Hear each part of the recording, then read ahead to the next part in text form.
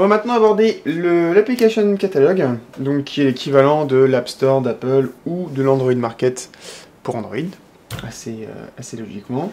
Alors, il est apparu ce catalogue avec la dernière mise à jour du firmware, donc celle que nous on aura en Europe, donc qui est la version 1.4.1.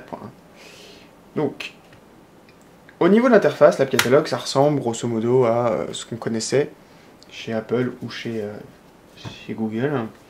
Donc, sachant qu'on a donc des applications en vedette, qui sont les applications les plus téléchargées. Et ensuite, une possibilité de parcourir donc, par catégorie, nouveautés, applications populaires. Et le petit sac là nous montre ce que l'on a déjà acheté. Voilà. Donc, pour ma part, j'ai acheté quelques petites choses. Sachant qu'il est possible de vérifier les mises à jour, comme pour Android et comme pour Apple.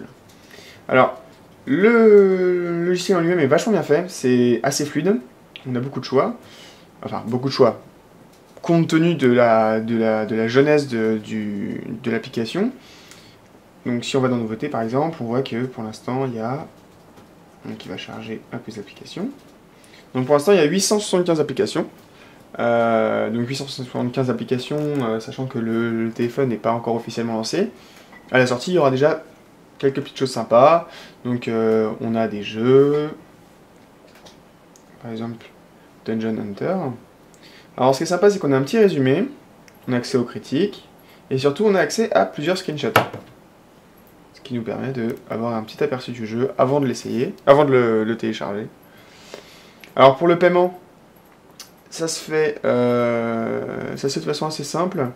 On enregistre en fait à son premier paiement la carte de crédit, qui est ensuite mémorisée sur le serveur avec notre compte Palm.